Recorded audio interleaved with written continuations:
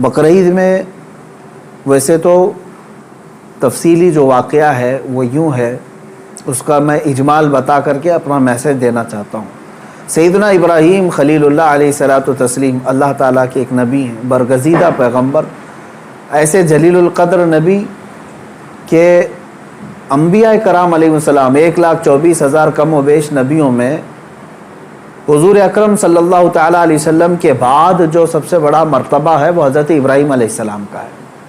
حضور صلی اللہ علیہ وسلم کے بعد جو سب سے بڑا مقام ہے وہ حضرت ابراہیم علیہ السلام کا۔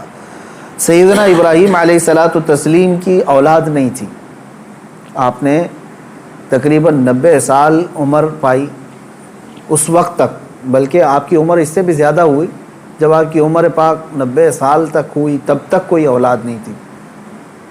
آپ کی زوجہ ایک حضرت سارہ ہیں اور دوسری حضرت ہاجرہ ہیں۔ پھر روایات یہ بتاتی ہیں کہ 100 سال کی عمر ہو گئی، لیکن حضرت ابراہیم علیہ السلام نے دعا کرنا نہیں چھوڑا تھا۔ یہاں سے یہ پتہ چلتا ہے کہ بندہ مایوس نہ ہو۔ ویسے تو 70 سال 80 سال مرد کے ہو جائیں تو وہ اپنی اولاد ہونے سے مایوس ہو جاتا ہے کہ اب میری عمر نہیں رہ گئی، لیکن وہ خلاق کائنات جسے چاہے عطا کرے۔ جب وہ حضرت مریم کو شوہر کے بغیر ان کو بیٹا دے سکتا ہے، اور حضرت صالح علیہ السلام کی پتھر سے اونٹنی پیدا کر سکتا ہے، تو وہ پھر مولا تعالیٰ 90 سال کیا 100 سال کے بعد بھی چاہے تو اولاد عطا کر سکتا ہے۔ دعا کرنا ترک نہ کریں۔ حضرت ابراہیم علیہ السلام کی دعا قرآن پاک میں موجود ہے، آپ یہی دعا کرتے تھے، رب ہب لی من الصالحین، اے اللہ مجھے صالح اولاد عطا فرما، صالحین میں سے مجھے نسل عطا فرما۔ حضرت ابراہیم علیہ الصلوۃ والتسلیم کی اس دعا کو قرآن پاک میں بھی آپ تلاوت میں پائیں گے۔ حضرت ابراہیم علیہ الصلوۃ والتسلیم کی اس دعا کو اللہ تبارک و تعالیٰ نے قبول فرمایا، اور پھر اللہ تعالیٰ نے ارشاد فرمایا کہ ہم تمہیں ایک بیٹا عطا کرتے ہیں۔ وہ کیسے معاملات ہوئے یہ بھی دیکھیے۔ حضرت ہاجرہ حضور حضرت ابراہیم علیہ السلام کی اہلیہ، وہ گھر میں موجود ہیں، کچھ فرشتے آئے اور فرشتوں نے آ کر کے بشارت دی کہ اللہ تبارک و تعالیٰ تمہیں بیٹے سے نوازنے والا ہے۔ تو وہ کہنے لگی کہ میں اتنی بوڑھی ہو گئی ہوں، ان کی خود کی عمر 90 سال کے اوپر کی تھی، کہا اتنی بوڑھی ہو گئی ہوں، کیا مجھے بچہ ہو سکتا ہے؟ فرشتوں نے کہا ہاں، اللہ تبارک و تعالیٰ جو غالب حکمت والا ہے وہ چاہے تو ہو سکتا ہے۔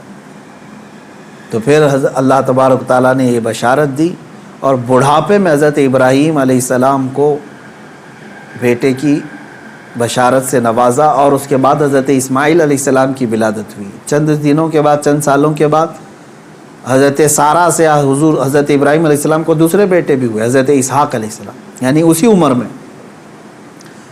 اور یہ وہ لوگ ہیں، یہ 2 بیٹے ایسی عمر میں ہوئے۔ اب یہاں بتاتا ہوں میں آپ کو صبر کا اور استقامت کا پھل کتنا عظیم ہوتا ہے۔ 100 سال تک ابراہیم علیہ السلام صبر کرتے رہے اولاد کو، اور اس کے بعد اللہ نے اولاد دیا، 2 بیٹے دیے، ایک اسماعیل علیہ السلام اور دوسرے اسحاق علیہ السلام۔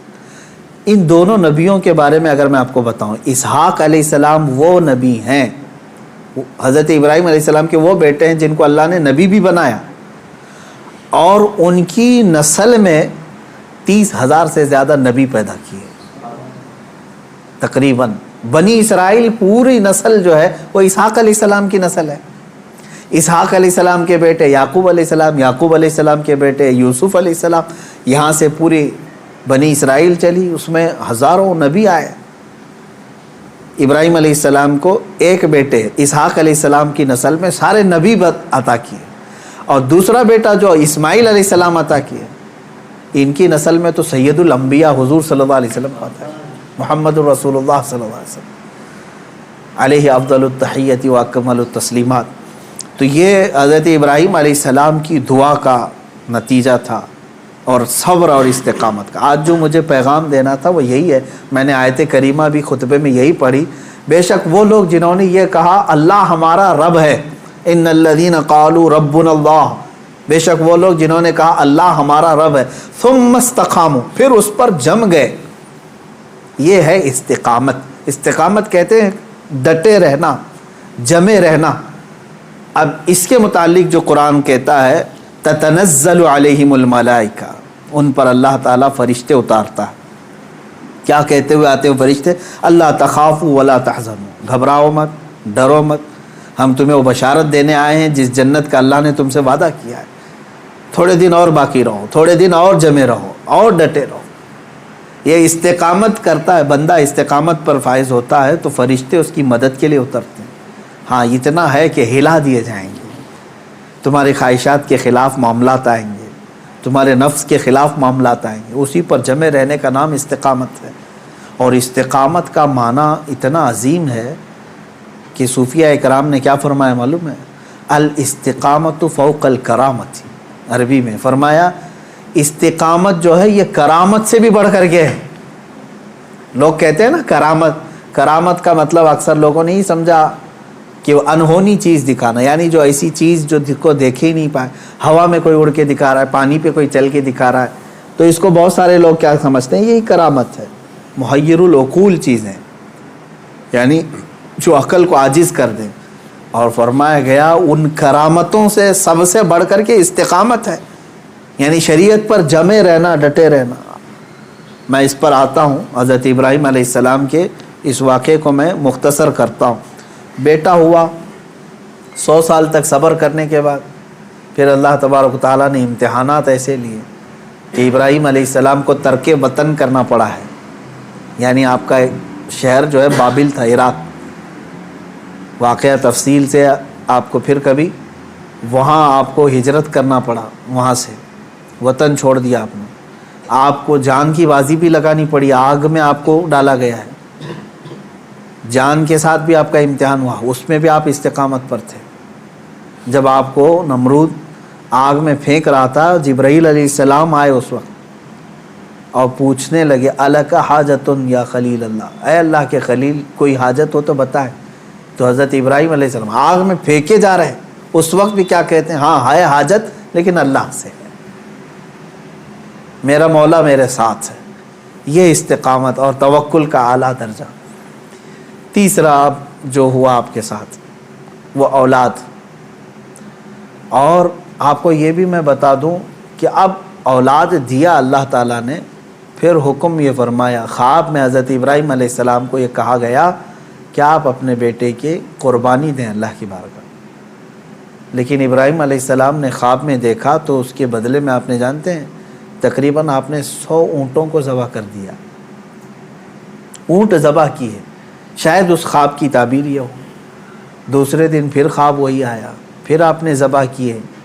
تیسرے دن پھر خواب آیا، تب آپ نے یقین کے ساتھ یہ فرمایا کہ مجھے میرے بیٹے اسماعیل کی ہی قربانی کا حکم دیا جا رہا ہے. پھر حضرت ابراہیم علیہ السلام، یعنی اونٹوں کے ذبح کرنے میں مال بھی تو کتنا قربان ہوا. تو اب میں جو بتانا چاہ رہا ہوں اب وہ آخری بات سنیں. اسماعیل علیہ السلام کو بلایا اپنے قریب، جب ابھی حضرت اسماعیل علیہ السلام کی عمر پاک شباب کو نہیں پہنچی تھی، جوانی کے قریب آ رہی تھی. بلا کر کے کہنے لگے کہ انی ارا فی المنام انی اذبحک، اے اسماعیل میں نے خواب میں دیکھا ہے اور اللہ کا حکم یہ پایا ہے کہ میں تمہیں ذبح کر رہا ہوں، تم کیا کہتے ہو؟ حضرت اسماعیل علیہ السلام نے کیا کہا؟ یا ابت افعل ما تؤمر ستجدنی انشاءاللہ من الصابرین. اے میرے والد گرامی، آپ کو جس بات کا حکم دیا گیا ہے وہ کر جائیے آپ، انشاءاللہ آپ مجھے صبر کرنے والا پائیں گے. اسماعیل علیہ السلام، بیٹے کو کوئی یہ کہے. اب یہ اسی کے لیے شاعر نے یہ کہا ہے، یہ مکتب کی کرامت تھی کہ فیضان نبوت تھا، سکھائے کس نے اسماعیل کو آداب فرزندی. ہاں بہرحال اب جو معاملہ پیش آیا وہ پتہ ہے آپ کو. حضرت اسماعیل علیہ السلام کو لے گئے مینا میں، وہ جگہ آج بھی باقی ہے جہاں حجر اسماعیل کہہ کر کے ایک پتھر رکھا گیا ہے، وہاں پر اسماعیل علیہ السلام کو لٹایا گیا. ابراہیم علیہ السلام نے اپنی آنکھوں پر پٹی باندھ لی، ان کے ہاتھ پیر کو باندھ دیا، اور اس کے بعد تیز چاقو سے ان کے گردن پر چھری چلائی، لیکن چھری نہ چلی. روایات یہ بتاتی ہیں کہ آپ نے اس چھری کو پتھر پر مارا، پتھر 2 ٹکڑے ہو گیا، کٹ گیا. لیکن نرم و نازک گلا نہیں کٹا، 2 مرتبہ نہیں کٹا، تیسری مرتبہ آپ نے زور سے چلایا تو کٹ گیا مگر گلا نہیں۔ اللہ تبارک و تعالیٰ کے حکم سے جبرائیل علیہ السلام ایک دمبا جنت سے لے آئے اور اسماعیل علیہ السلام کو وہاں سے ہٹا کر کے دمبا رکھا، دمبا ذبح ہو گیا۔ اسماعیل علیہ السلام کھڑے رہے۔ ابراہیم علیہ السلام جب ذبح کر چکے تو اپنی آنکھوں سے پٹی ہٹا کر کے آپ اللہ کا شکر ادا کر رہے تھے کہ اے مولا تیرا جو حکم تھا وہ میں نے مکمل کر دیا۔ تو جب آپ نے پٹی ہٹا کر کے دیکھی تو بکرا ذبح ہے اور اسماعیل علیہ السلام سلامت ہے، تو رب تبارک و تعالیٰ نے یوں ارشاد فرمایا قد صدقت الرؤیا یا ابراہیم، اے ابراہیم تو نے ہمارے بتائے ہوئے خواب کو سچ کر دکھایا۔ وَنَادَيْنَاهُ بِذِبْحٍ عَظِيمٍ، ہم نے اسماعیل کو ذبح عظیم کے نام سے پکارا۔ اللہ تعالیٰ نے فرمایا، اللہ تبارک و تعالیٰ یہ امتحان لے رہا تھا۔ یہ انبیاء اکرام علیہم الصلاۃ والتسلیم کے ساتھ ہے، ایسا نہیں ہے کہ سارے لوگ یہ کر پائیں گے۔ وہ اس درجے کے ایمان والے تھے، ان کو اسی انداز سے امتحان لیا گیا۔ اب جو بات 2 چیزیں عرض کرنی ہے، پہلی بات تو یہ ہے کہ بعض مفسرین نے اور عاشقان رسول نے اس میں پیارا نقطہ یہ بیان فرمایا، گلا نہ کٹنا، ذبح نہ ہونا کیا وجہ تھی؟ تو فرمایا گیا اس لیے کہ اسماعیل علیہ السلام کی پیشانی میں نور محمدی تھا۔ حضور اکرم صلی اللہ تعالیٰ علیہ وسلم کا نور پاک تھا، انہی کی نسل میں حضور تشریف لائے، ابھی دنیا میں نور محمدی کو آنا تھا۔ اب بعض مفسرین اس بات پر ہی نہیں رکتے بلکہ ان تمام چیزوں کو اوپر تک لے جاتے ہیں۔ ابراہیم علیہ السلام کو آگ نے نہیں جلایا، وہاں پہ بھی نور محمدی ان کے پیشانی میں تھا۔ نوح علیہ السلام کی کشتی غرق نہیں ہوئی اس لیے کہ نوح علیہ السلام کی پیشانی میں بھی نور محمدی تھا۔ بہرحال دوسری بات میں جو بتانا چاہ رہا ہوں وہ 4 چیزیں تھیں۔ ابراہیم علیہ السلام کا وطن سے ہجرت کرنا، ان کا آگ میں ڈالا جانا اور ان کا جانوروں کو ذبح کرنا، پھر چوتھے نمبر پر اولاد۔ کوئی بھی انسان اپنی زندگی میں 4 چیزوں سے بے انتہا محبت کرتا ہے۔